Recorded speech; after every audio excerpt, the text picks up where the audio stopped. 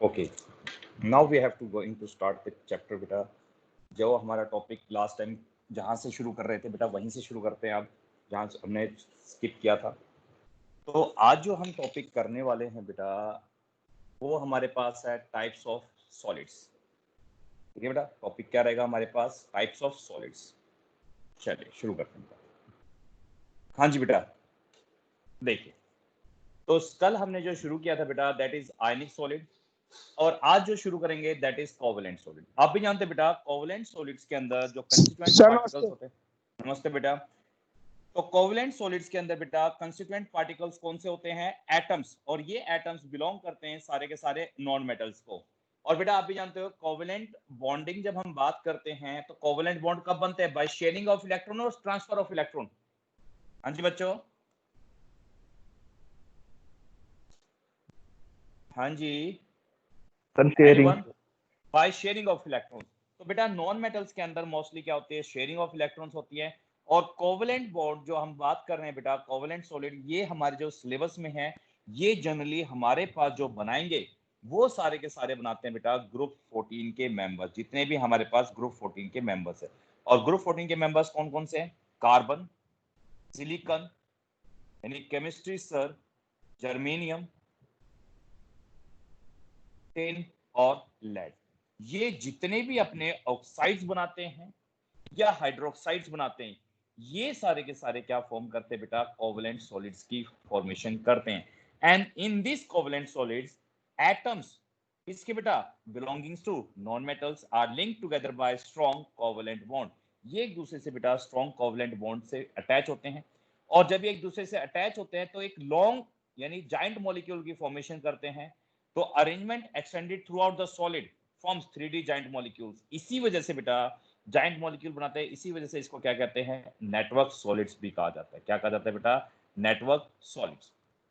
For example diamond, graphite, these are the examples of covalent solids and the oxides of, मैं सारे बता रहा हूं बेटा, oxides of carbon, silicon, germanium, ये सारे के सारे क्या बनाते हैं बेटा? कोवलेंट सॉलिड्स की फॉर्मेशन करते हैं। इसलिए मैंने यहाँ पे एक्सेट्रा लिख दिया। हाँ जी बेटा, जितने भी हमारे पास ये कोवलेंट सॉलिड होते हैं ग्रेफाइट को छोड़ के सारे के सारे क्या होते हैं बेटा? बैड कंडक्टर ऑफ इलेक्ट्रिसिटी होते हैं एक्सेप्ट ग्रेफाइट। ओके बेटा, इनका मेल्टिंग पॉइंट हाई होता है बेटा। क्यों? क्योंकि ये अटैच होते हैं स्ट्रॉन्ग कोवलेंट बॉन्ड से। Due to strong covalent bond इनका जो मेल्टिंग पॉइंट होता है बेटा वो कैसा होता है? हाई होता है। चलिए, इसके बाद हमारे पास दो क्वेश्चन अराइज होते हैं बेटा जो आपकी स्क्रीन पे दिखाई दे रहे हैं। पहला क्वेश्चन ये है कि जो हमारे पास देखिए साफ साफ, graphite is good conductor of electricity. जो हमारे पास ग्रेफाइट होता है बेटा ये गुड कंडक्टर क्यों होता है इलेक्ट्रिसिटी का? और मैंने कहा था ये आप लोगों को सर इसके पास एक अनपेड इलेक्ट्रॉन होता है ना बच्चे, फ्री इलेक्ट्रॉन। फ्री इलेक्ट्रॉन होता है, कोई बात है। कैसे फ्री इलेक्ट्रॉन होता है बता सकते हो? कैसे फ्री इलेक्ट्रॉन्स होता है बेटा? Anyone can explain? सर ये 2D स्ट्रक्चर होता है। नहीं, एक्चुअली में बेटा ये 3D स्ट्रक्चर बनाते हैं, 3D स्ट्रक्चर। और 2D को मैं अंदर मैं एक्सप्लेन करता हूं।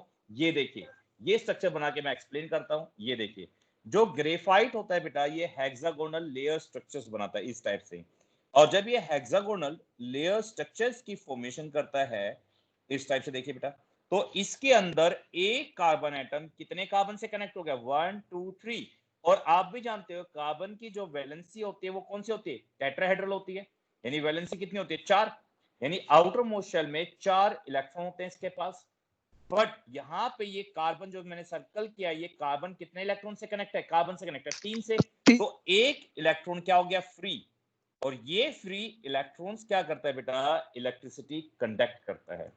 ये बात है, ये फ्री इलेक्ट्रॉन्स क्या करता है? कंडक्ट करता है इलेक्ट्रिसिटी को। तो यही हमने रीजन लिखा है। Graphite has hexagonal layer structure in which each carbon atom is linked to another 3 carbon atoms. ये बेटा, and therefore the fourth electron of each carbon atom is free to conduct electricity. इसी वजह से बेटा graphite क्या होता है? Good conductor होता है इलेक्ट्रिसिटी का। ये आपका 10th क्लास का क्वेश्चन था, एज इट इज का एज इट इज। अब मुझे नेक्स्ट क्वेश्चन का आंसर बताइए। Graphite is used as lubricant.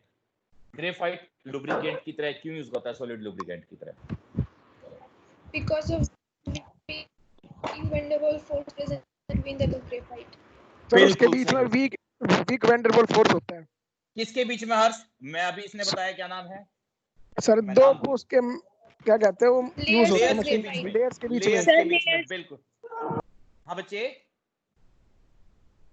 Layers के बीच में, बिल्कुल सही। देखिए बेटा, जैसे हमारी फर्स्ट लेयर ये होगी, नीचे की तरफ एक और लेयर होती है, इन लेयर्स के बीच में क्या होती है? Hexagonal layers. ये लेयर्स होती है और ये लेयर्स एक दूसरे से कनेक्ट होती है वैन डर वाल फोर्सेस से। किससे बेटा? वैन डर वाल फोर्सेस से कनेक्ट होती है। और वैन डर वाल फोर्सेस क्या करते हैं बेटा?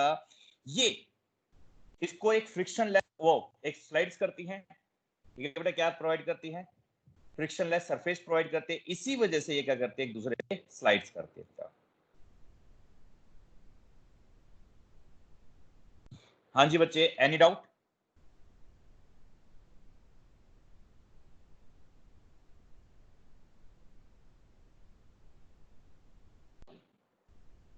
हेलो, हाँ बच्चे, एनी डाउट किसी को? इसी वजह से बेटा जब हम बात करते हैं, जो हमारे पास ग्रेफाइट होता है, graphite has hexagonal layer structure and these layers are attached together by weak van der Waals force of attraction. ये बेटा, and these layers are slide over one another and provide frictionless surface. That's why it is used as solid lubricant. इसी वजह से बेटा ये solid lubricant की तरह use होती है। ठीक है बेटे, इसमें किसी बच्चे को डाउट हो तो बताइए भाई। No sir. ओके बच्चे। अरे स्क्रीन चली गई मेरी, गायब हो गई। एक सेकंड रुकना बेटा, मैं दोबारा आता हूँ।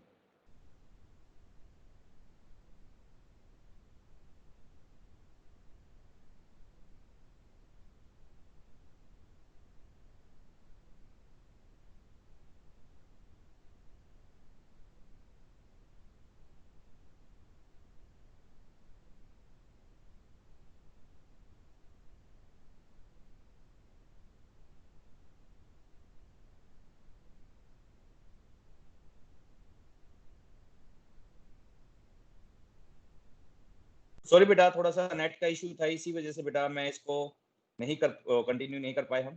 अब इसको कंटिन्यू कर लेते बेटा। चलिए कोई बात नहीं, मैं अपनी स्क्रीन शेयर कर देता हूँ। एक बार मैं इसको रोटेट कर लेता हूँ स्क्रीन को। अब स्क्रीन शेयरिंग लगा देता हूँ। Share video, start presenting. Okay बेटा, देयर सम नेटवर्क इशू, मैंने एक्चुअली में डाला था तो नेटवर्क इशू आ गया था। चलिए, अब कोई इस ऐसा इशू नहीं है, अब हो गया क्लियर।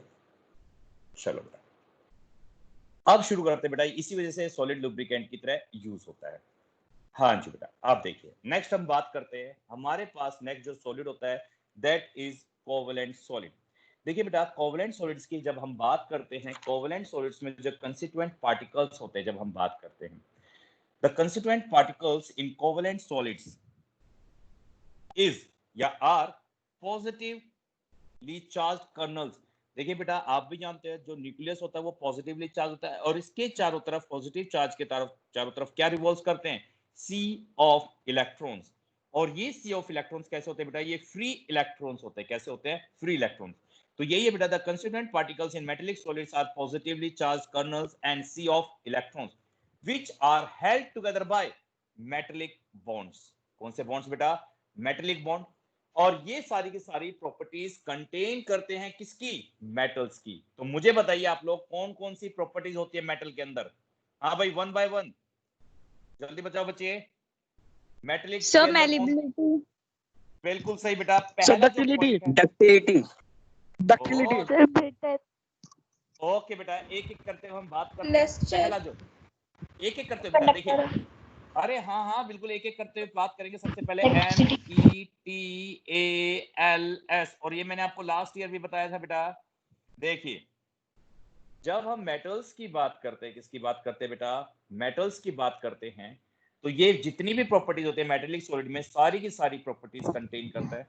तो पहला मैलिएबल एंड डक्टाइल। ठीक है बेटा, क्या होता है? डक्टाइल होता है। और हाई इनका क्या होता है? मेल्टिंग पॉइंट भी क्या होता है बेटा? हाई होता है इनका। ठीक है बेटा, ई से क्या बना? इलास्टिक, ना इलेक्ट्रिसिटी कंडक्ट करता है। बिल्कुल सही, good Conduct conductor of, electricity. बिल्कुल सही बेटा, good conductor of heat and electricity in solid as well as molten state. ठीक है बेटा, solid as well as molten state के अंदर ये इलेक्ट्रिसिटी कंडक्ट कर सकते हैं। टी से क्या बनता है बेटा? Great tensile strength. टेंसाइल बिल्कुल स्ट्रेंथ। सही। ए से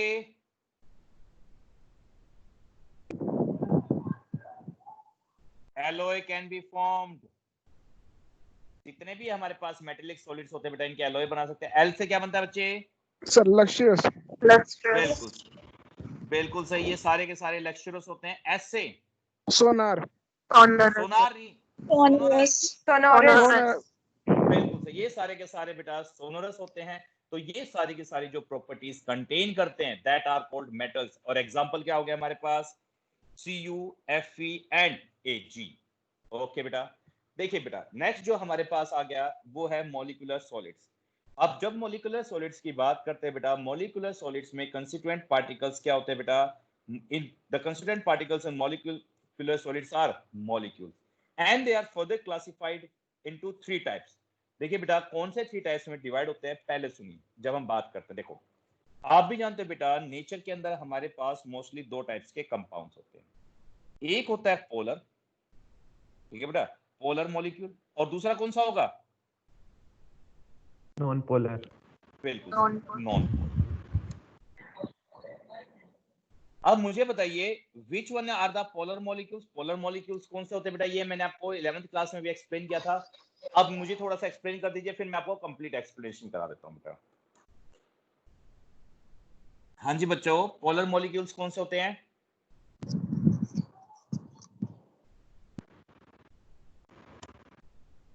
एनीवन? चलिए कोई बात नहीं, मैं बताता हूँ। कोई नहीं बता रहा तो फॉर्म कर देते हैं फ्रीक्वेंटली। नहीं बेटा, चार्ज कैसे फॉर्म करते हैं? हाँ बिल्कुल चार्ज फॉर्म करते हैं, पर चार्ज फॉर्म कैसे करते हैं ये तो बताओ ट्रांसफर ऑफ इलेक्ट्रॉन्स। ना बच्चा। अपने जो दो ट्रांसफर एंड्स ऑफ, पे पॉजिटिव और नेगेटिव। हाँ तो पॉजिटिव और नेगेटिव चार्ज कैसे क्रिएट होता है? देखो बेटा ट्रांसफर ऑफ इलेक्ट्रॉन जब होगा तो वो आयनिक सॉलिड के अंदर आ जाएगा, ट्रांसफर ऑफ इलेक्ट्रॉन्स का। तो ये तो होगा ही नहीं, ये होता है ट्रांसफर ऑफ इलेक्ट्रॉन्स। आप देखिए जब हम बात करते हैं बेटा, जब किसी भी एक मॉलिक्यूल के अंदर एक लेस इलेक्ट्रोनेगेटिव एलिमेंट हो, कैसा हो? एक लेस इलेक्ट्रोनेगेटिव एलिमेंट हो, और दूसरा कैसा हो? मोर इलेक्ट्रोनेगेटिव एलिमेंट होता है। और तब इलेक्ट्रोनेगेटिव। हाँ जी याद आ गया। तो जैसे फॉर Yes, एग्जांपल जब sir. हम फॉर एग्जांपल की बात करते हैं, जैसे HCl मॉलिक्यूल है हमारे पास। कौन सा मॉलिक्यूल है? HCl molecule. इस HCl मॉलिक्यूल के अंदर हमारे पास एक H है और दूसरा कौन सा है? Cl। Out of HCl which one is more electronegative in nature, hydrogen और क्लोरीन बेटा? Cl। बिल्कुल सही। तो क्लोरीन क्या करता है बेटा? इसके इलेक्ट्रॉन्स को अपनी तरफ अट्रैक्ट करने की कोशिश करता है, जिसकी वजह से ये पार्शियल नेगेटिव चार्ज होता है और ये वाला पार्शियल पॉजिटिव। ऐसे मॉलिक्यूल जिसके अंदर 2 पोल्स क्रिएट हो जाते हैं, ऐसे मॉलिक्यूल्स को डाइपोल मॉलिक्यूल्स कहते हैं या फिर dipolar molecules. In short they are called polar molecules. ऐसे मॉलिक्यूल्स को हम पोलर मॉलिक्यूल्स कहते हैं। अब देखिए बेटा जब ऐसे मॉलिक्यूल्स HCl यहां पे हो गया, यहां पे एक और HCl मॉलिक्यूल हो गया, यहां पे एक और HCl मॉलिक्यूल हो गया, तो यहां पे बेटा ये पार्शियल पॉजिटिव, तो ये वाला पार्शियल पॉजिटिव, ये negative, partial positive, partial negative, partial positive, partial negative. तो ये क्या करते हैं बेटा? एक दूसरे को अट्रैक्ट करते हैं, और इनके बीच में जो अट्रैक्शन होती है दैट इज नोन एज, जल्दी बताइए, ये आपने chapter number dipole interaction. Attraction. Very good बेटा, this attraction is known as dipole interaction. इस टाइप की इंटरेक्शन को कहते हैं बेटा डाइपोल इंटरेक्शन। और ऐसे मॉलिक्यूल्स को हम कहते हैं, देखो ये पूरा एक मॉलिक्यूल हो गया बेटा, तो ये मॉलिक्यूलर सॉलिड हो गया, और ऐसे मॉलिक्यूल्स को कहते हैं पोलर कोवलेंट मॉलिक्यूलर सॉलिड, जिसके अंदर कैसी इंटरेक्शन होती है? डाइपोल इंटरेक्शन होती है। तो ये हमारे पास फर्स्ट टाइप है, ये मैं आपको समझा रहा हूं। अब ये देखिए polar molecular covalent solids. HCl, out of H and Cl, Cl is more electronegative as compared to hydrogen. As a result, chlorine attract the shared pair of electron hydrogen, यानी हाइड्रोजन के शेयर्ड पेयर ऑफ इलेक्ट्रॉन अपनी तरफ attract करेगा बेटा। इसी वजह से ये कैसा होगा, पार्शियल नेगेटिव, और हाइड्रोजन पार्शियली पॉजिटिव हो जाता है। और मॉलिक्यूल कैसा हो गया, डाइपोलर मॉलिक्यूल हो गया, और इसे क्या कहते हैं, पोलर मॉलिक्यूल।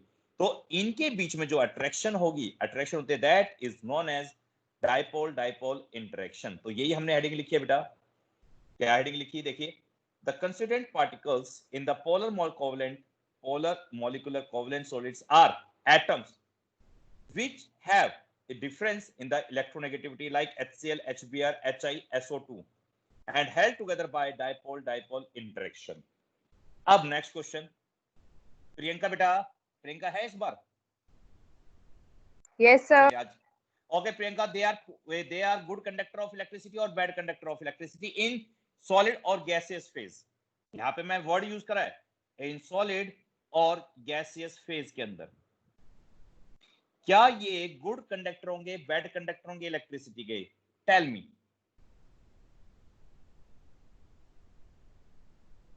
गुड लग रहे हैं सर। गुड लग रहा है, ओके। एनीवन और कोई जो मुझे बता सके? सर बैड कंडक्टर है सर। कैसे बच्चे? लिक्विड में गुड होंगे। नहीं बेटा, लिक्विड लिक्विड तो मैंने लिक्विड तो पूछा ही नहीं, मैंने सॉलिड और गैसेस पूछा। सुनिए बेटा, जब भी हम बात करते हैं, ध्यान से सुनो बेटा, जब हम गुड कंडक्टर की बात करते हैं, किसी के अंदर भी गुड कंडक्टर की जब हम बात करेंगे, तो गुड कंडक्टर के लिए दो कंडीशन नेसेसरी है, या तो उसके अंदर फ्री इलेक्ट्रॉन हो या फिर फ्री आयंस हो। ठीक है बेटा, या तो फ्री इलेक्ट्रॉन हो या फ्री आयंस हो। अब ध्यान से सुनो, HCl ये तो कोवेलेंट बॉन्ड से बनता है। कैसे बॉन्ड से बनता है? Covalent bond. और कोवेलेंट बॉन्ड क्या होता है? शेयरिंग ऑफ इलेक्ट्रॉन, यानी जिसके पास खुद के पास फ्री इलेक्ट्रॉन्स नहीं होते तब वो क्या करते हैं, शेयर करते हैं। तो इसके पास फ्री इलेक्ट्रॉन्स तो है ही नहीं, पहली बात खत्म हो गई। दूसरी बात, इस पे चार्ज क्रिएट होता है। कैसे, क्या क्या चार्ज क्रिएट होता है? चार्ज क्रिएट होता है, बट इसके अंदर फ्री आयंस है नहीं, only they carry the charge, they even do not have free ions. That's why they are not good conductor of electricity. यही नेक्स्ट पॉइंट है बेटा, they are non-conductor of electricity in solid state as well as gaseous state भी कह सकते हैं बेटा। ठीक है बेटा, solid as well as gaseous state but conduct electricity in aqueous state। ठीक है बेटा, अब आप भी जानते हो बेटा, ये जो डाइपोल डाइपोल इंटरेक्शन होती है किसका पार्ट होते हैं? Weak van der Waals force of attraction का पार्ट है। वीक वैन डर वाल्स का पार्ट है बेटा फोर्स ऑफ अट्रैक्शन का। तो इसका जो मेल्टिंग पॉइंट रहेगा वो कैसा रहता है? लो रहता है। ये बेटा मेल्टिंग पॉइंट इज लो। और जनरली ये सॉफ्ट सॉलिड होते हैं या नेचर में गैसेस फॉर्म में क्या करते हैं? एग्जिस्ट करते हैं। किस फॉर्म में एग्जिस्ट करते हैं? गैसेस फॉर्म में एग्जिस्ट करते हैं। हाँ जी बेटा, इस पोलर मॉलिक्यूलर सॉलिड्स में समझ में आया बच्चे इसको? इसमें किसी को डाउट? चलिए अब हम बात करते हैं सेकंड पार्ट की। देखो बेटा, सेकंड पार्ट जो पोलर मॉलिक्यूलर सॉलिड्स होता है, इसके अंदर एक पार्ट और आता है। जब ये हाइड्रोजन और भी ज्यादा इलेक्ट्रोनेगेटिव एलिमेंट के साथ कनेक्ट होता है, किस किस के साथ? ध्यान से देखना, HF यानी फ्लोरीन, ऑक्सीजन एंड नाइट्रोजन यानी फोन के साथ कनेक्ट होता है, तब वो कौन सा बॉन्ड फॉर्मेशन करता है बेटा? इंटरमोलिकुलर कौन सा होता है? वो मॉलिक्यूल्स के बीच में कौन सा होता है फोन के साथ जब हाइड्रोजन कनेक्ट होता है? हाइड्रोजन। तो बेटा ये पोलर H bond। बिल्कुल सही, ये हाइड्रोजन बॉन्डिंग के अंदर फर्दर कैटेगराइज होता है। तो ये हमारे पास तीन टाइप्स कैसे हो गए? तो पहला molecular solid, polar molecular solid. दूसरे अंदर पोलर मॉलिक्यूलर सॉलिड्स के अंदर भी सब डिवाइड हो गया हाइड्रोजन बॉन्डिंग। देखिए बेटा, जब एक एलिमेंट के पास एक एलिमेंट क्या हो? फ्लोरीन हो, ऑक्सीजन हो और नाइट्रोजन हो, और दूसरा क्या हो? हाइड्रोजन। तो एग्जांपल देखिए क्या क्या बनेंगे। जैसे हमारे पास बना NH3, H2O और HF। तो देखिए यहां पे ये फ्लोरीन के साथ H और F, अगेन समझ गए बेटा आप, फ्लोरीन ज्यादा इलेक्ट्रोनेगेटिव है तो फ्लोरीन के ऊपर नेगेटिव चार्ज और हाइड्रोजन पे पॉजिटिव चार्ज है। तो ये भी पोलर मॉलिक्यूल, बट इनके अंदर इलेक्ट्रोनेगेटिविटी का डिफरेंस बहुत ज्यादा होता है। इसी वजह से इनके बीच में जो बॉन्डिंग बनती है, that bonding is known as intermolecular hydrogen bonding. ये बेटा कौन सी होती है? इंटरमॉलिक्यूलर हाइड्रोजन बॉन्डिंग होती है। ऐसे बेटा H2 की बात करते हैं, H2 में भी कौन सी होती है? इंटरमॉलिक्यूलर हाइड्रोजन बॉन्डिंग होती है। तो देखिए, out of polar molecular solids polar molecular solids and hydrogen bonding. तो मुझे बताइए इन दोनों में से, यानी हमारे पास एक HCl दे दिया और मैंने एक आपको दे दिया H2O, तो मुझे बताइए इनमें से बॉइलिंग पॉइंट किसका हाई होगा, जल्दी बताओ बेटा। विच bond is more stable? bonding. बिल्कुल सही। इसलिए बेटा जब हम बात Hydrogen करते bond. हैं तो मेल्टिंग पॉइंट या बॉइलिंग पॉइंट की बात करते हैं तो बॉइलिंग पॉइंट सबसे ज्यादा होता है किसका? H2O का। तो H2O का boiling point is greater than HCl। तो ये पेपर में इस टाइप से पूछा जाता है क्योंकि डाइपोल डाइपोल इंटरेक्शन वीकर होते हैं किससे? इंटरमॉलिक्यूलर हाइड्रोजन बॉन्डिंग से। हाँ बेटा, ये सारे कंपाउंड जैसे NH3 है, H2O है या HF है, ये गुड कंडक्टर होते हैं, बैड कंडक्टर होते हैं इलेक्ट्रिसिटी के। चलो वाटर की बात करते हैं क्योंकि सीबीएसई में एक बार पूछा गया था वाटर, यानी H2O इज गुड कंडक्टर और बैड कंडक्टर ऑफ इलेक्ट्रिसिटी।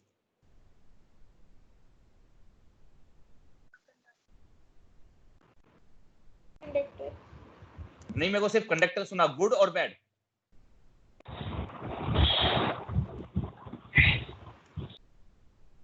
बेटा जल्दी बताइए। देखो ये दो कंडीशन याद रखना, इस कंडीशन के ऊपर आप H2O को बताओगे। और पानी अभी एक्वस स्टेट में है अपने, चलिए एक्वस मैंने मान लिया, एक्वस स्टेट में, क्योंकि नेचर में room Conductor. Good conductor. Good. Good, okay. और एनीवन मोर? एनीवन? हर्ष तू भी बता दे भाई अपनी। हाँ जी हर्ष, आप भी बताओ बेटा अपनी कुछ भावनाएं, गुड और बैड। क्या sir? H2O is good conductor or bad conductor of electricity in aqueous state? Sir good होगा। Good Okay, conductor. good conductor। Priyanka आपका भाई? सर सारे गुड कह रहे हैं तो गुड ही होगा। हर्षित? Sir good. ओके सुनिए, अभी मैं दोबारा से आपको रिपीट करता हूं। देखो अभी देखते हैं गुड है या बैड है। मैंने सिर्फ बोला है बेटा H2O, ध्यान से सुनना, मैंने क्या बोला है? H2O, H2O की बात कर रहे हैं। अब देखो ऑक्सीजन और इनके बीच में कौन सा बॉन्ड है बेटा? इनके बीच में कौन सा बॉन्ड है? ये वाला बॉन्ड कौन सा है? कोवेलेंट बॉन्ड है। और ये कोवेलेंट बॉन्ड होते हैं, कोवेलेंट। बिल्कुल सही। अब मुझे ये सिर्फ H2O मॉलिक्यूल एक गुड कंडक्टर है बैड कंडक्टर, जल्दी बताओ। बैड। ये बिल्कुल बैड कंडक्टर है। चलिए आपकी बात मैंने बैड कंडक्टर मान लिया। अब सुन ध्यान से, यहां पे इसके ऊपर पार्शियली नेगेटिव चार्ज आया और इनके ऊपर पार्शियल पॉजिटिव और इनके ऊपर पार्शियल पॉजिटिव चार्ज आया, ठीक है। अब दूसरा हमारे पास ऑक्सीजन है, इस टाइप से वाटर मॉलिक्यूल, इसके ऊपर पार्शियल नेगेटिव, इसके ऊपर पार्शियल पॉजिटिव, इसलिए पार्शियल पॉजिटिव। आप देखिए तो इनके बीच में हाइड्रोजन बॉन्डिंग हो गई। ऐसे ये किसी और के साथ करेगा, ये दो हाइड्रोजन बॉन्डिंग करेगा, ये भी एक दूसरे के साथ करेगा, इस टाइप से हाइड्रोजन बॉन्डिंग। इस टाइप से इनके बीच में इंटरमॉलिक्यूलर हाइड्रोजन बॉन्डिंग हुई। और इंटरमॉलिक्यूलर हाइड्रोजन बॉन्डिंग ज्यादा स्टेबल होती है पोलर कोवेलेंट मॉलिक्यूल से। और पोलर कोवेलेंट मॉलिक्यूल, सुनना ध्यान से, polar covalent molecule aqueous state में क्या हो जाते हैं? ब्रेक कर जाते हैं। कैसे हो जाते हैं बेटा? ब्रेक कर जाते हैं एक्वस स्टेट में। इसलिए उसके अंदर आपके पास, क्योंकि जब ये टूटता है बॉन्ड, देखो HCl बॉन्ड टूटेगा तो ये क्लोरीन दोनों के दोनों इलेक्ट्रॉन लेके अलग हो जाता है, तो बन जाता है H पॉजिटिव और Cl नेगेटिव। तो उसमें फ्री आयंस बन जाते हैं एक्वस स्टेट के अंदर। बट इसमें एक्वस स्टेट के अंदर भी इनके बीच में intermolecular hydrogen bonding as it is होती है। ना तो इसके अंदर फ्री इलेक्ट्रॉन्स मिले मुझे, फ्री इलेक्ट्रॉन्स मिले, ना ही फ्री आयंस मिले। क्या वाटर गुड कंडक्टर है? नहीं, this is bad conductor of electricity in aqueous as well as gaseous phase. इसलिए जब हम वाटर की बात करते हैं तो डिस्टिल्ड वाटर को कहा जाता है बेटा, याद रखना। जब हम बात करते हैं डिस्टिल्ड वाटर, क्योंकि वाटर मतलब डिस्टिल्ड होता है, मैंने मिनरल वाटर की बात नहीं करी। इसलिए डिस्टिल्ड वाटर क्या होता है? बैड कंडक्टर ऑफ इलेक्ट्रिसिटी होता है, गुड कभी नहीं होता, याद रखना जिंदगी में। It is bad conductor of electricity. इसका मेल्ट बॉइलिंग सर जो पॉइंट अभी हाई जरूर। एक्वस होते हैं वो सारे डाइल्यूट डिस्टिल होते हैं क्या? हाँ भाई, डिस्टिल्ड ही तो होते हैं। डिस्टिल्ड का मतलब क्या हो गया? साफ सुथरा, जिसमें किसी टाइप के कोई आयन नहीं होते। और फिर जो तो सर आपके बैड ही होता। तो मैंने भी तो यही कंडक्टर, मैं तो सोचा था वाटर H2O की बात कर रहे थे, यहाँ पे H2O में किसी टाइप का आयन नहीं है। तो बेटा ये क्या होता है? बैड कंडक्टर ऑफ इलेक्ट्रिसिटी होता है। इसीलिए बेटा सेकंड टॉपिक भी हमारा यही वाला है। ये देखिए ये रहा। फिर उसके बाद थर्ड पार्ट करेंगे। देखिए बेटा इसके अंदर क्या क्या रखा है हमने। जब हाइड्रोजन, देखो हाइड्रोजन किसके साथ होता है, फ्लोरीन, ऑक्सीजन, नाइट्रोजन, इस टाइप से। इन पोलर कोवेलेंट मॉलिक्यूल, आप भी जानते हैं ये पोलर कोवेलेंट है, the participating atoms are highly electronegative. कौन सा होता है highly electronegative? Fluorine, oxygen, nitrogen in nature are linked to the hydrogen atoms by covalent bond. तो वो फॉर्मेशन करते हैं पोलर कोवेलेंट मॉलिक्यूल्स की, and the molecules are held together by intermolecular hydrogen bonding. और these are bad conductor of electricity. बेटा ये कई बार question आ रखा है वाटर की फॉर्म में, तो याद रखना water is bad conductor of electricity. और एट रूम टेम्परेचर या तो ये लिक्विड स्टेट में एग्जिस्ट करते हैं या सॉफ्ट सॉलिड फॉर्म में क्या करते हैं बेटा, एग्जिस्ट करते हैं। इसमें कोई डाउट हो तो बताइए आप वाटर के अंदर, ठीक है बेटा। और इनका मेल्टिंग पॉइंट हायर होता है किससे, पोलर कोवेलेंट मॉलिक्यूल से। अब लास्ट हमारे पास बचा है बेटा, सुनिए कौन सा वाला टाइप,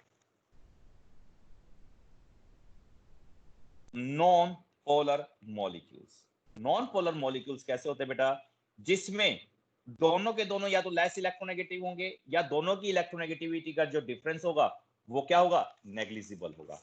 एग्जांपल देखिए, एग्जांपल हो गया बेटा H2, ठीक है बेटा, Cl2, F2, ये सारे के सारे जो आइडेंटिकल होते हैं, ये सारे के सारे क्या होते हैं हमारे पास, नॉन पोलर मॉलिक्यूल्स होते हैं। देखिए ये एक Cl मॉलिक्यूल है, ये दूसरा Cl मॉलिक्यूल, दोनों की इलेक्ट्रोनेगेटिविटी क्या है, सेम। इसी वजह से बेटा ये मॉलिक्यूल कैसा है हमारे पास, नॉन पोलर मॉलिक्यूल है। कैसा बेटा, नॉन पोलर मॉलिक्यूल। अब देखिए, अब किसी टाइप से चार्ज जनरेट होने रहे, आपने क्या करा, इसको इलेक्ट्रिसिटी पे प्रोवाइड कर दी। इलेक्ट्रिसिटी क्या करी, इसको प्रोवाइड कर दी, यानी आपने इसके अंदर एक्सटर्नल, जब हम बात करते हैं बेटा इसके अंदर हमने एक्सटर्नल एजेंसी प्रोवाइड कर दी इसको, या फिर इसके साथ अफेयर कर दिया, एक्सटर्नल अफेयर कर दिया, तो जिसकी वजह से इस क्लोरीन के ऊपर चार्ज क्या हो गया, इंड्यूस हो गया, आइदर पॉजिटिव और नेगेटिव, कुछ भी कर दीजिए बेटा। ये पार्शियल कैसा हो गया, नेगेटिव, तो ये क्या करेगा, इस वाले के पॉजिटिव चार्ज को अपनी तरफ अट्रैक्ट करेगा, तो इसी वजह से बेटा इसके ऊपर क्या होगा, पार्शियली पॉजिटिव चार्ज इंड्यूस हो जाएगा। तो इस पे चार्ज हमने क्या कर दिया, इंड्यूस्ड कर दिया, तो ये कहलाता है बेटा इंड्यूस्ड डाइपोल इंटरेक्शन। ये क्या करेगा, इंड्यूस्ड डाइपोल पोलर या पोलर मॉलिक्यूल कहेंगे इसको। चलिए इंड्यूस्ड डाइपोल मॉलिक्यूल हो गया बेटा हमारे पास। हाँ जी बेटा, अब दूसरा क्लोरीन मॉलिक्यूल जब इसके साथ आया, एक सेकंड रुकना बेटा, एक बच्चा अब लॉबी में आए, बस चेक कर लेते हैं कौन है ये। ओके बेटा प्लीज थोड़ा जल्दी आया करो बच्चे। ओके, अब क्या हुआ बेटा, ये क्लोरीन मॉलिक्यूल, दूसरा क्लोरीन मॉलिक्यूल जब इसके नियर बाय है तो इस पे कैसा चार्ज जनरेट हो जाएगा, अपोजिट चार्ज, पार्शियल पॉजिटिव, और इस पे पार्शियल नेगेटिव। तो इस मॉलिक्यूल की वजह से इस मॉलिक्यूल पे भी क्या हो गया, चार्ज इंड्यूस्ड हो गया, तो ये क्या हो गया, इंड्यूस्ड पोलर मॉलिक्यूल हो गया, ये भी इंड्यूस्ड पोलर मॉलिक्यूल हो गया। अब ये, अब इनके बीच में जो अट्रैक्शन होगी, that attraction is known as, हाँ जी बच्चे क्या कहेंगे उस अट्रैक्शन को, हाँ बेटा आप जल्दी बताओ, इस अट्रैक्शन को क्या कहेंगे हम, अरे भूल गए, इंड्यूस्ड डाइपोल,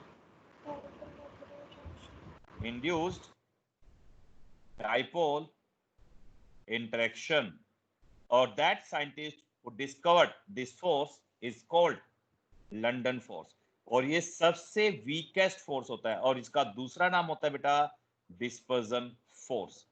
और देखिए सबसे वीकेस्ट फोर्स है, तो सबसे ज्यादा जो बॉइलिंग पॉइंट या मेल्टिंग पॉइंट होगा वो किसका होगा, हाइड्रोजन बॉन्डिंग मॉलिक्यूलर्स का, उसके बाद हमारे पास होगा पोलर मॉलिक्यूल्स का, और सबसे जो कम होता है बॉइलिंग पॉइंट वो होता है नॉन पोलर मॉलिक्यूल्स का।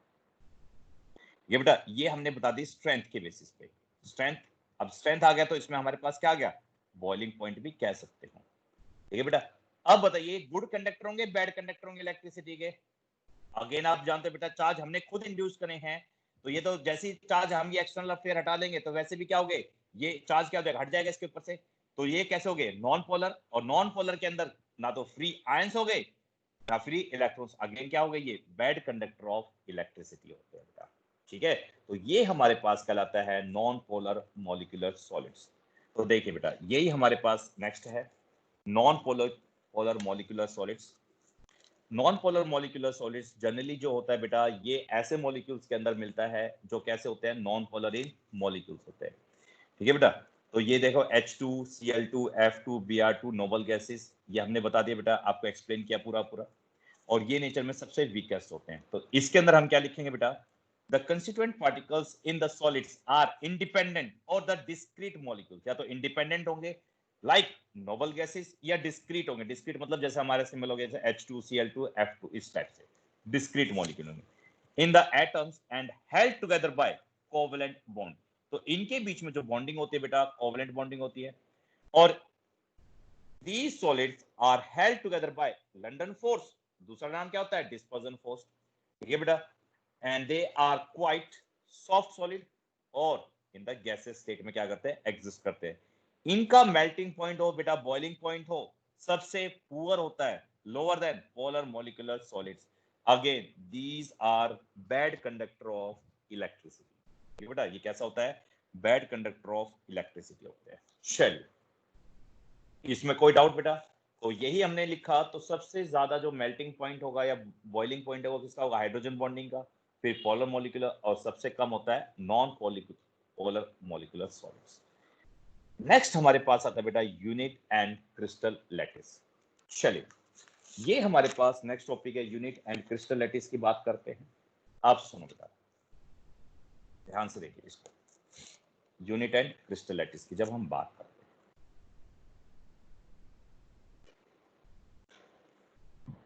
इसको समझाना शुरू करते हैं बेटा। Unit cell and crystal lattice.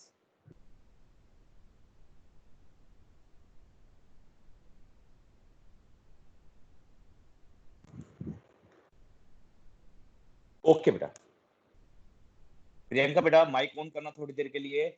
और 2-3 बच्चे, मेरे को नाम याद नहीं आ रहा, रोल नंबर 2, 3, रोल नंबर 2 तो अंकित का था, 3 किसका था बेटा, roll number D section? Yes, sir. क्या नाम है, नाम भूल जाता हूं, मेरे को नाम याद नहीं। Dipali. दीपाली बेटा, दीपाली बेटा, जब हम बात करते हैं किसी भी घर को बनाने के लिए स्मॉलेस्ट यूनिट हम क्या यूज करते हैं बच्चे? Brick.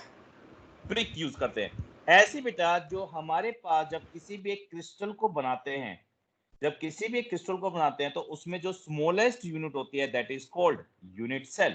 अब ये यूनिट सेल बेटा जब हम बात करते हैं, it is the smallest unit of crystal lattice which on repeating, जिसको हम बार बार रिपीट करते हैं इन 3D स्पेसिफिक मैनर में, तो वो फॉर्मेशन करता है किसकी, एक क्रिस्टल लैटिस की। देखो ध्यान से, इस टाइप से आप देखिए, ये हमारे पास एक स्मॉलेस्ट यूनिट हो गई। अब मैंने क्या करा, इसके ऊपर एक और ब्रिक रख दी, एक यहां रख दी, एक आगे की तरफ नीचे, यानी 3D पैटर्न में इसको रखते जा रहा हूं। तो एक क्या बन जाएगा, एक पूरा क्रिस्टल लैटिस बनता हुआ तैयार हो जाएगा हमारे पास। देखो ऊपर की तरफ भी रख रहे हैं हम इस टाइप से। ठीक है बेटा, इस साइड भी हम इसको एक्सपेंड कर देते हैं। तो जब इसको एक्सपेंड करना शुरू करते हैं बेटा इस टाइप से, देख रहे हो, इस टाइप से हमने क्या कर दिया, इसको एक्सपेंड कर दिया, नीचे की तरफ भी कर रहे हैं। तो हमारे पास ये स्मॉलेस्ट यूनिट जो होती है बेटा, it is the smallest unit of crystal lattice, जिसको एक स्पेसिफिक 3D मैनर में, एक स्पेसिफिक रेगुलर जब 3D मैनर में अरेंज करते हैं, तब जाके हमारे पास क्या बनता है, एक क्रिस्टल लैटिस की फॉर्मेशन होती है।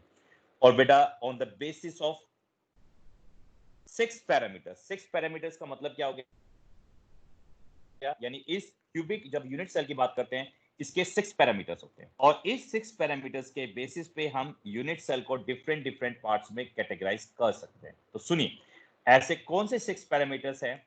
इसके 3 पैरामीटर्स हो गए बेटा, लेंथ, ब्रेथ एंड हाइट। ठीक है बेटा, लेंथ देखिए कौन सी, जब हम बात करते हैं, ये इसकी लेंथ होगी, इसको लेंथ को ए से रिप्रेजेंट कर दिया हमने। ब्रेथ ये वाली बेटा, इसको हम बी से रिप्रेजेंट कर रहे हैं, और हाइट सी, ये इसकी क्या हो गई, हाइट। और इनके बीच के एंगल, एक एंगल हो गया अल्फा, ठीक है बेटा, एंगल बिटवीन देम, अल्फा इसके बीच में ए और बी, बी और सी के बीच में बीटा, और सी और ए के बीच में, सी और ए के बीच में कौन सा हो गया, गामा। तो ये तीन, ये टोटल कितने हो गए बेटा, 6 पैरामीटर्स, 1 2 3 4 5 6।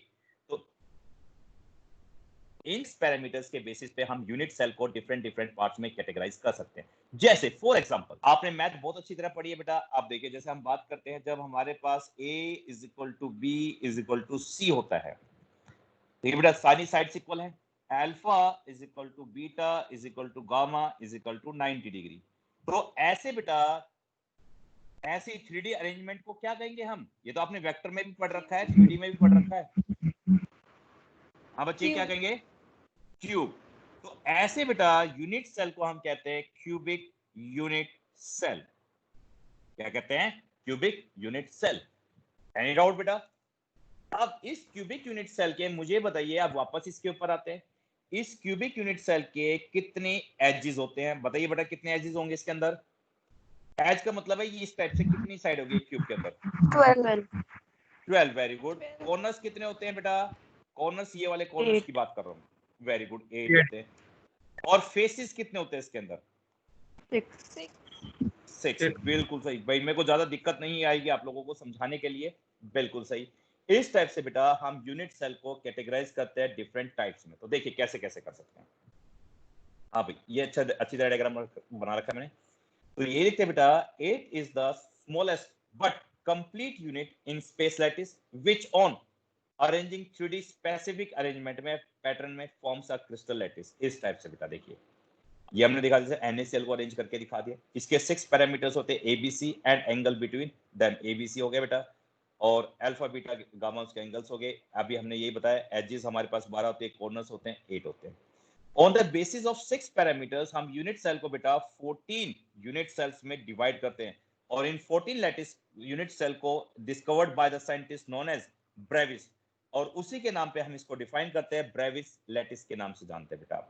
जिसमें सबसे पहले मैंने आपको बताया A = B = C, alpha = beta = gamma = 90 degree, that is called cubic unit cell. Okay बेटा, अब ध्यान से सुनिए, जब हम बात करते हैं बेटा, हमारे सिलेबस में सिर्फ यही है क्यूबिक यूनिट सेल, बाकी कोई सा भी सिलेबस में नहीं है। और ये क्यूबिक यूनिट सेल अगेन बेटा हमारे पास 2 टाइप्स में कैटेगराइज हो जाती है। एक कहलाती है simple cubic unit cell, simple cubic unit cell, और इसको सिंपल को बेटा प्रिमिटिव भी कहा जाता है। सिंपल का मतलब क्या होता है, प्रिमिटिव, सिंपल कह दो या फिर प्रिमिटिव कह सकते हैं।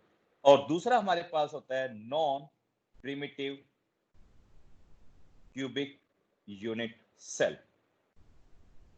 और ये वाला 2 पार्ट्स में फिट, एक्चुअली में 3 पार्ट्स में डिवाइड होता है, हमारे सिलेबस में 2 ही है, मैं तीनों बताता हूं, FCC, BCC और ECC, ये 3 पार्ट्स में कैटेगराइज हो गया। तो टोटल कितने पार्ट्स हो गए, 1 2 3 4, 4 तो ये पढ़ी हमने इसके अंदर। इन चारों के अलावा बेटा हमारे पास कौन कौन से आते हैं, ये वाले हैं। और जो भी बच्चा कंपटीशन की तैयारी कर रहा है तो ये उन सब के लिए इंपॉर्टेंट है। ये बेटा ये सातों के सातों इंपॉर्टेंट है, 7 और ये 3, ये हो गए टोटल 10। और इनके अंदर भी ये कैटेगराइज होते हैं बेटा, ये भी अगेन BCC और FCC में डिवाइड होते हैं, कैटेगराइज होते हैं। तो ये अगेन कैटेगराइज होता है। तो CBSE में जो सिर्फ CBSE की तैयारी कर रहा है तो उसका लिए फर्स्ट पार्ट ही इंपॉर्टेंट है, और बाकी कंपटीशन के लिए तो सारे इंपॉर्टेंट है बेटा। देखिए सेम ऐसी बात करते हैं जब A = B = C होता है, and A alpha = beta = gamma, सारे एंगल इक्वल होते हैं, but they are not of 90 degree, either they are 120 degree but 90 नहीं होंगे। मोस्टली बेटा इन केसेस में क्या होता है, ये 120 डिग्री के इक्वल होते हैं, then they are known as rhombohedral. इनको क्या कहा जाता है बेटा, रोम्बिक हाइड्रल कहा जाता है, इस टाइप से।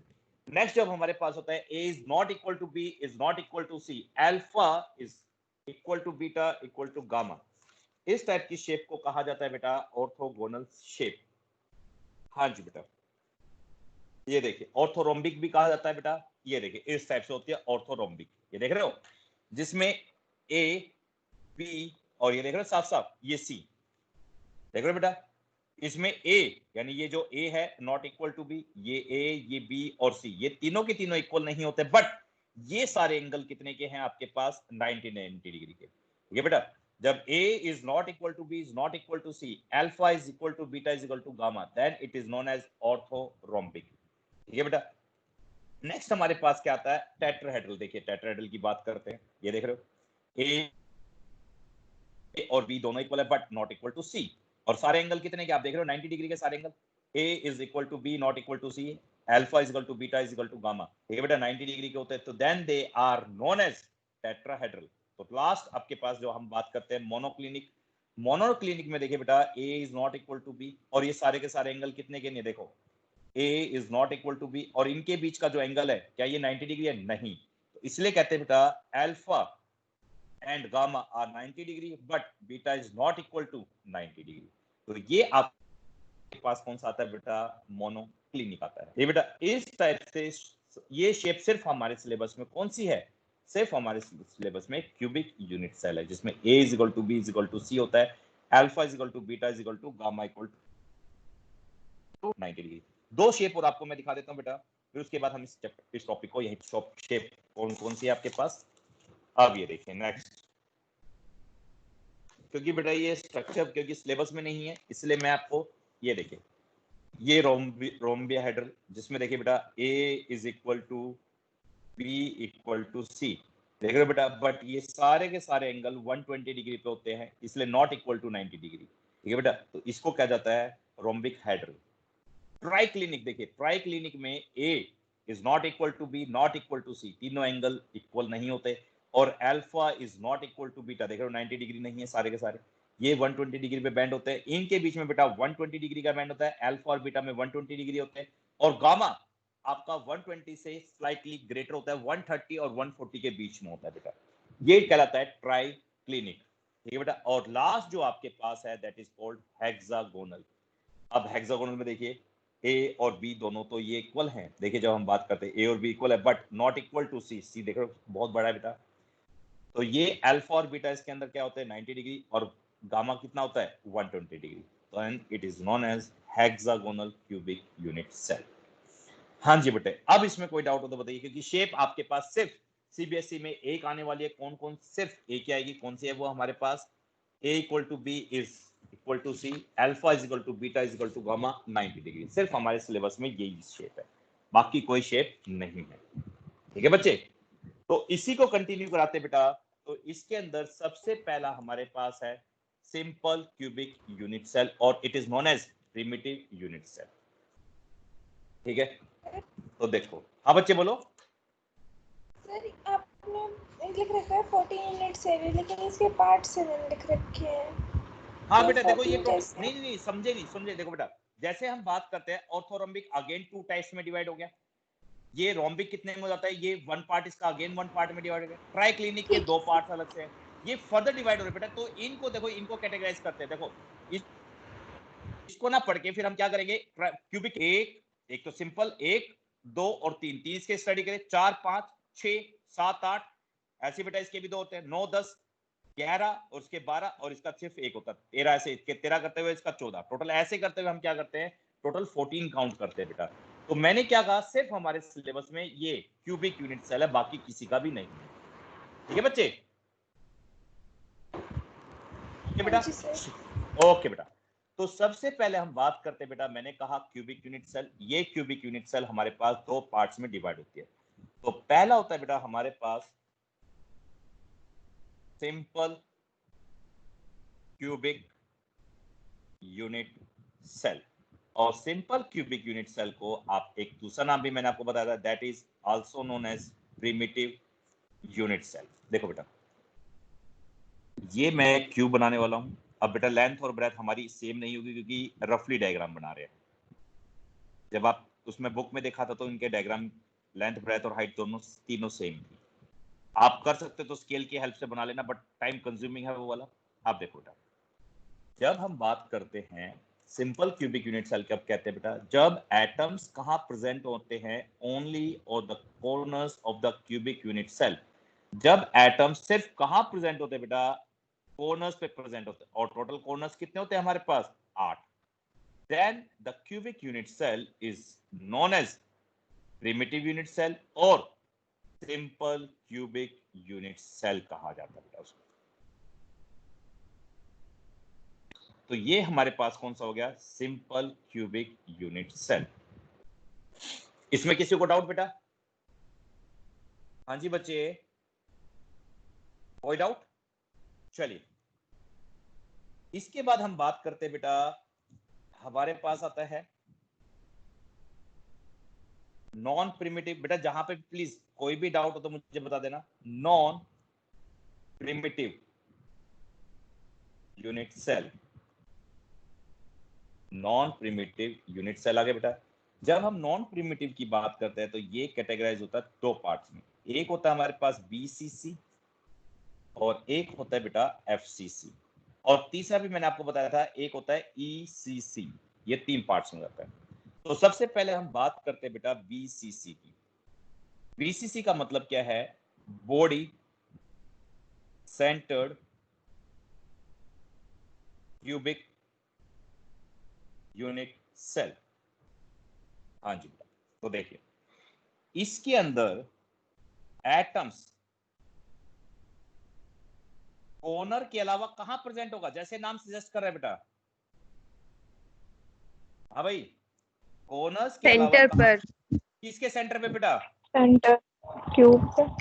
क्यूब क्यूब के के बिल्कुल सेंटर, बिल्कुल सही, क्यूब के बिल्कुल बीचों बीच प्रेजेंट होगा। That is called cubic unit cell. बात समझ में आई बेटा? Any doubt? आप सुनो, इसको क्या करते हैं बेटा? एफसीसी का मतलब क्या हो गया? जब हम बात करते हैं तो एक एक करते हुए इसको एक्सप्लेन करेंगे। अब देखो बेटा, मैं कुछ आपको समझाने वाला हूं, प्लीज वो समझ जाइए। उसके बाद बहुत ईजी है, मैं इसको निकालता हूं कैमरे को, आप ध्यान से सुनो बेटा। कैमरे के साथ चलते हैं। अब आपको वो क्या कॉर्नर दिखाई दे रहा है? वो होने वाला कॉर्नर दिखाई दे रहा है बेटा सबको? हाँ सर दिख रहा है। अब ये कॉर्नर बताइए ये कितने रूम्स के बीच में शेयर होगा? ये वाला कॉर्नर जल्दी बताओ सर 2 3 क्या? ये 3 वाला बेटा, ये जो कॉर्नर है ये 3 कितने रूम के बीच में शेयर होगा? 3 फेसेस के साथ। 3 नहीं कॉर्नर्स सर के बीच में 7, और इसको 7, इंक्लूड करोगे तो 8। बिल्कुल सही, टोटल 8 के बीच में शेयर होगा। हर्ष देख, एक तो यही वाला रूम हो गया हमारा, एक इसके साथ वाला रूम हो गया। अब देखो मैं बताने की कोशिश करता हूं बेटा, देखिए दोबारा से ध्यान से सुनना। समझ गया सर। नहीं तुम नहीं समझा भी, चलो मैं इसको यहीं पे कॉर्नर पे लाता हूं, ध्यान से सुनो। एक तो ये रूम हो गया, एक इसके हाँ। साथ वाला रूम, जैसे साथ वाला, एक इस देखो। जब हम सर बात आगे कर रहे पीछे हैं के मिला रहे हो ना सिर्फ आप? आगे देखो, पीछे के मिला के 4 हाँ हो एक जाएंगे। तो हाँ इसके 4 साथ 4 वाला 4 हो गए ना, और 4 ऊपर हाँ की तरफ हो गए रूम। हाँ ठीक है सर, समझ गया। तो टोटल इसके अंदर जो रूम है बेटा, हमारे पास टोटल रूम हो गए 8। तो एक कॉर्नर 8 के बीच में शेयर होता है। किसके बीच में शेयर होता है? 8 के बीच में शेयर होता है। बस यही समझाना था बेटा, ठीक है भाई? अब इसको सर मैं इस मुझे समझ डायग्राम नहीं ध्यान से, आया। अरे मैं समझा रहा हूं ना, 3D डायग्राम उठा रहे हैं, टेंशन क्यों ले रहे हो? या तो सामने 3D वर्चुअल में देखते हैं हम। अब देखो मैं दिखाने की कोशिश करता हूँ 3D वर्चुअल में। हाँ जी, ये देखो, इसमें क्यूब साफ साफ दिख रहा है आपको। अब इस Yes, एटम sir. की बात कर रहे हैं, मैं इस, ये देखो इस कॉर्नर की बात कर रहा हूँ। ये वाला कॉर्नर कितने रूम के बीच में शेयर है? देखो एक तो ये क्यूब ये आगे की तरफ, ये रहा पूरा का पूरा, देखो ये रहा, देख रहे हो ना ये क्यूब ये बना हुआ, ये एक क्यूब, Yes, sir. ये देखो एक क्यूब ये रहा, दूसरा ये रहा, ये नीचे वाले की बात करें, तीसरा चौथा, ऐसे 4 ऊपर की तरफ भी तो हो गए, 4 नीचे, 1 2 3 4, 4 ऊपर। तो ये वाला जो कॉर्नर है जिस रूम में मैं बैठा हूँ, ये मैं इस रूम में बैठा हूँ, इसके साथ में भी है, दूसरे पड़ोसियों का भी है, और पीछे की तरफ भी रूम हो गया है, और ऐसे ऊपर भी तो बनेंगे 4। प्रियंका समझ में आया बेटा? अब ओके सर। यस सर, ये तो टोटल 8। कोऑर्डिनेट एक्सिस की तरह ही है। हाँ बिल्कुल कोऑर्डिनेट Yes, एक्सिस है, sir. वही बात कर रहे हैं बेटा, वही बात कर रहे हैं हम। तो देखिए जब हम बात करते हैं तो एक सिर्फ एक क्यूब कितना प्रेजेंट होता है? 1/8, हर एक में एक 1/8 होता है। यहाँ पे भी 1/8, ये भी 1/8, ये भी 1/8, ये भी 1/8, और ये भी कितना हो गया? 1/8, और ये भी कितना हो गया? 1/8। तो ध्यान से सुनो, हमारे पास कॉर्नर पे जो एटम्स है, आप भी जानते हैं बेटा 8 कॉर्नर एटम है हमारे पास, और सिर्फ इसका हमारे पास 1/8 पर कॉर्नर एटम हमारे पास क्या होता है? क्यूब में प्रेजेंट होता है। तो कटने के बाद नंबर ऑफ एटम्स कितने अंदर बचेंगे बेटा इसके अंदर, सिंपल क्यूबिक यूनिट के अंदर नंबर ऑफ एटम्स 1 एटम आ जाता है इसके अंदर। कितना आता है बेटा, नंबर ऑफ एटम 1। और यहां पे बेटा नंबर ऑफ एटम को हम z से रिप्रेजेंट करेंगे। किससे रिप्रेजेंट करेंगे, z से। हाँ बेटा समझ में आई? प्रियंका एक चीज और ध्यान से, एक चीज और मेरी बात बताना, इसके बाद हम Yes, निकालते हैं पैकिंग एफिशिएंसी। 10th क्लास में आपने एक गोडाउन का क्वेश्चन किया था जिसके अंदर क्या करते हैं बेटा, बॉक्सेस को फिल करना होता है। सर आपकी आवाज कट गई थी बीच। ओके ओके, दोबारा से मैं बोलता हूँ, दोबारा से बोलता हूँ, थोड़ा सा दूर हो गया था मैं फोन से। ध्यान से सुनो मेरी बात, मैं ये कह रहा हूँ 10th क्लास में हमारे पास था कि नंबर ऑफ बॉक्सेस दे रखे होते हैं हमारे पास, ओ नंबर ऑफ बॉक्सेस निकालना होता है। उसमें क्या कर रखा होता है, आपको दिया होता है गोडाउन का लेंथ, ब्रेथ और हाइट, और एक बॉक्स का लेंथ और ब्रेथ और हाइट। तो आपको बताना होता है कि नंबर ऑफ बॉक्सेस कितने फिल होंगे। तो बता सकते हो कैसे निकाल सकते हैं? डिवाइड करके, इस कैसे डिवाइड दोनों करके? का वॉल्यूम डिवाइड करके आपस में। बिल्कुल सही बच्चे, इसी टाइप से बेटा जब हमें पैकिंग एफिशिएंसी निकालनी होती है, यस यानी हाँ हाँ बिल्कुल, जब हमें पैकिंग एफिशिएंसी निकालनी होती है तो हम पैकिंग एफिशिएंसी कैसे निकालते हैं? तो z क्या हो गया बेटा, नंबर ऑफ एटम्स इनटू में volume of one sphere divided by volume of cube. ठीक है बेटा, इस टाइप से हम पैकिंग एफिशिएंसी को कैलकुलेट करते हैं। ओके, अब ध्यान से सुनिए बेटा, जब भी आपके पेपर में ये पैकिंग एफिशिएंसी वाला क्वेश्चन कई बार आता है, मतलब 2005 में आया था और 2010 में आया था, बस इसके अलावा कभी नहीं आया पेपर में। तो इसलिए हमारे पास सिर्फ ये सिंपल क्यूबिक का नहीं आया था, ये एफसीसी का पूछा गया था, एफसीसी का हमारे पेपर में। अब ध्यान से देखो बेटा, इसका सिर्फ मैं एक फेज उठा रहा हूं, देख रहे हो ये वाला, सिर्फ ये फेज उठा रहा हूं, ये वाला फेज उठाएंगे। उठाना शुरू करो भाई, लिखना शुरू करें। ध्यान से देखो, जब हम इसका सिर्फ एक फेज उठाते हैं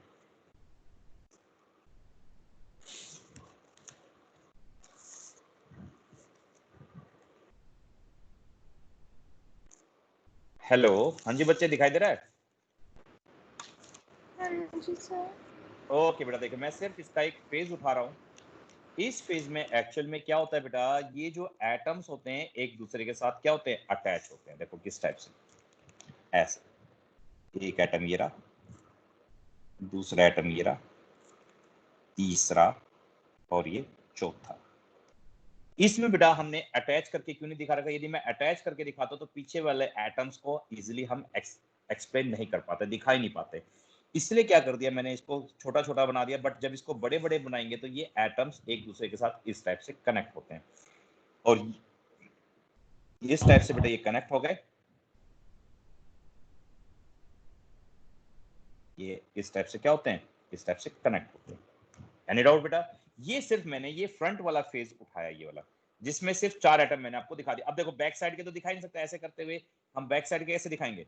अब मुझे बैक साइड के दिखाने तो ऐसे करके दिखाने पड़ेंगे, इस टाइप से इसको भी अटैच करके दिखाना पड़ेगा ऐसे करते हुए, तो वो क्या है क्वाइट डिफिकल्ट हो जाता है। तो यहाँ पे सिर्फ मैं फ्रंट वाले दिखा रहा हूँ। अब देखिए बेटा, ये आपके पास क्या होगी, इसकी एज लेंथ ए, क्योंकि एज लेंथ को हमने क्या ले लिया ए, और इसकी स्फीयर को यानी एटम की स्फीयर को मैंने लेट कर लिया आर। तो ये लिखते हैं बेटा, let R be the sphere of या रेडियस ऑफ एटम, और एटम किस फेज में है, स्फीयर की फॉर्म में। बी जो हम बात कर रहे हैं बेटा, A be the edge length of cube, cube की एज लेंथ हमारे पास, ये भी आर, और ये क्या होगी बेटा हमारे पास ए होगी। तो what is the relationship between A and R? Y equals to A. A is equal to 2R. Twice of R. Twice of R। अब देखिए बेटा, मैं क्या करूंगा, इसको इस फॉर्मूले में पुट कर देते हैं, आर ठीक है बेटा? अब क्या करेंगे, हम इसको पुट कर देते हैं। तो देखिए Z की वैल्यू कितनी निकली थी, 1। Z की वैल्यू 1 है पैकिंग एफिशिएंसी में। अब वॉल्यूम ऑफ स्फीयर कितना होता है बेटा, जल्दी बताओ? 4/r cube. 4 by 4/3 sorry into में बेटा, क्योंकि पैकिंग एफिशिएंसी निकालते तो इनटू में 100 भी करना पड़ेगा, सॉरी 100 रह गया था, तो 4/3 पाई r क्यूब इनटू में 100। और वॉल्यूम ऑफ क्यूब कितना होता है बेटा? हाँ जी बेटा, पैकिंग एफिशिएंसी परसेंटेज में आती है। हाँ जी, वॉल्यूम ऑफ क्यूब एक, ठीक है बेटा, एक क्यूब आ गया। अब सुनो, इसको सोल्व करते हैं। 4/3 इनटू में 22/7 इनटू में r बेटा, इसको मल्टीप्लाई करें 44, इसकी पाई आ गया r क्यूब इनटू में 100। अब हम क्या करते हैं बेटा, इस a क्यूब की जगह इस 2r को पुट करेंगे तो कितना आएगा पुट करने पे, जल्दी बताओ बेटा। 8r3। बिल्कुल सही। जब इसको हम पुट करेंगे बेटा तो हमारे पास आएगा 8r3। अब देखो बेटा, r से कभी r नहीं काटते, बट मैं यहाँ पे काट के जरूर दिखाऊंगा, क्योंकि पेपर में ऐसे मत काट देना जैसे मैंने काट दिया ऐसे। कभी न्यूमेरिकल जो अल्फाबेट्स होते हैं अल्फाबेट से कभी नहीं काटते। देखो ये 1 पे गया और ये 2 पे गया, ये 1 पे गया और ये कितने पे गया, 11 पे चला गया। अब इसको हम इससे मल्टीप्लाई करते हैं तो 1100 डिवाइडेड बाय 21, और जब इसको डिवाइड करेंगे तो बेटा हमारे पास ये आएगा, इसको जब हमने कैलकुलेशन करते हैं तो कैलकुलेशन करके ये हमारे पास आएगी 53.4%। ठीक है बेटा, इस टाइप से आपको पैकिंग एफिशिएंसी निकालनी होगी बेटा। इसमें कोई डाउट? हाँ जी बच्चे, कोई डाउट इसमें? चलिए ओके, तो बताइए बेटा, इसके अंदर टोटल लैटिस पॉइंट कितने हैं? लैटिस पॉइंट का मतलब होता है जहां पे एटम्स प्रेजेंट होते हैं। तो मुझे बताइए इसके अंदर टोटल लैटिस पॉइंट कितने हैं? अरे 8 ही तो है, एटम्स 8 जगह पे प्रेजेंट है। अब इसकी बात करते हैं बेटा, बीसीसी की बात करते हैं। आप मुझे बताइए इस बीसीसी के अंदर सही एफिशिएंसी 53.4 तो नहीं आ रही, कितनी आ रही है बच्चे? 52.4 आ रही है। ओके, मेरी कैलकुलेशन मिस्टेक। 52.38। हाँ 4 का 384 लिख देते हैं, 52.4। अरे कैलकुलेशन मिस्टेक मेरे से भी हो जाती है भाई। चलिए कोई नहीं, 52.4% आ गई। चलिए ये हमने निकाल दिया, ठीक है। अब सुनो, इसके अंदर बताइए बेटा, बीसीसी के अंदर लेटेस्ट पॉइंट कितने होंगे, जल्दी बताओ। 9। Very good, there are 9 latest point. ठीक है बेटा, तो आज के लिए बस इतना ही काफी है, और कंटिन्यू करेंगे फिर कल की क्लास में पूरा इसके, जैसे इसकी पैकिंग एफिशिएंसी निकाल लिया हमने सिंपल क्यूबिक यूनिट सेल की, ऐसे हम क्या करेंगे बीसीसी की और एफसीसी की क्यूबिक, इनके हम नंबर ऑफ एटम्स भी कैलकुलेट करेंगे कल, और इसके अंदर इसको एक्सप्लेन भी करेंगे एफसीसी के अंदर पैकिंग एफिशिएंसी क्या है, बीसीसी की पैकिंग एफिशिएंसी क्या है, ये सारा हम करेंगे कल बेटा। ठीक है, तो आज के लिए इतना ही काफी है। Till then thank you, have a nice day. अब कोई डाउट हो तो मुझे बताओ बेटा इसके अंदर। सर नहीं है एफसीसी सर। के लेटेस्ट पॉइंट्स 14। बिल्कुल सर सही, एफसीसी हाँ हाँ बिल्कुल बिल्कुल, एफसीसी के टोटल लेटेस्ट पॉइंट 14 होंगे बेटा, बिल्कुल 14, क्योंकि 8 कॉर्नर्स पे और 6 फेसेस पे, फेसेस के सेंटर पे टोटल 14 होंगे लेटेस्ट पॉइंट। ठीक है बेटा, तो इसी के साथ बेटा मैं आज, थैंक यू सर। हाँ बेटा फेस पे निकलती है, देखो इस स्टेप से, ये पूरे देखो। क्यूब की नहीं निकलती है? नहीं बेटा, पूरे क्यूब की तो निकलती है, देखो ना, 1 2 3 4 5 6 7 8। क्या पैकिंग एफिशिएंसी की बात कर रहे हो बेटा? हाँ जी सर। अरे पैकिंग एफिशिएंसी पूरे क्यूब की निकलती है बच्चे। यहां देखो ना, एक स्क्वायर ले लिया मैंने और नंबर से मल्टीप्लाई कर दिया, यही तो करते हैं। ये volume of cube is equal to में एन इनटू में, यही तो निकाला गोडाउन का वो एफिशिएंसी। ये एफिशिएंसी निकाल तो दी, कितनी एफिशिएंसी आई, नंबर से मल्टीप्लाई करके देखो, वो लिखा volume of godown is equal to में नंबर ऑफ ये बॉक्स इनटू में वॉल्यूम ऑफ 1 बॉक्स, और ये परसेंटेज निकालने के लिए 100 से मल्टीप्लाई कर दिया नंबर। बट यहाँ पे नंबर कितने थे, अभी आपने तो निकाला, z की वैल्यू 1 आई हमारे पास, ये हमने पुट कर दिया। तो ये बेटा पूरे को ले लिया हमने, एक को कंसिडर करते हुए उसके नंबर से मल्टीप्लाई कर दिया, तो ये पूरे क्यूब की आती है बेटा, एक की नहीं आती। ठीक है बच्चे? ठीक है सर। ओके बेटे, फिर आज कल की क्लास में हम कंटिन्यू करेंगे इसको आगे, और जो भी आपको कल कराऊंगा बेटा उसके न्यूमेरिकल्स, क्योंकि एक ही टाइप के न्यूमेरिकल्स हैं, तो इसके अंदर से सिर्फ आपको 2 चीज याद रखनी है बेटा, ध्यान सुना। एक तो z की वैल्यू कितनी होती है, ठीक है बच्चे। दूसरी, what is the relationship between a and r, a और r के बीच में क्या रिलेशन है, दूसरी ये चीज याद रखनी है इसके अंदर। और तीसरी इसकी पैकिंग एफिशिएंसी को याद रखना है। तो ये 3 चीज जब आपको याद हो जाएंगी तो आपके लिए न्यूमेरिकल निकालने बहुत इजी हो जाएंगे। ठीक है बेटा, तो मैं आज आपको इसकी वीडियो और इसके साथ साथ बेटा ये आपको सेंड कर देता हूँ, इसकी वीडियो और इसके जो पीडीएफ फॉर्मेट होगी वो भी आपको सेंड कर दूंगा। ठीक है बेटा, तो उसमें कोई भी डाउट हो तो फिर मुझे बताना। Okay sir, good morning sir. Good morning बेटा, गुड मॉर्निंग।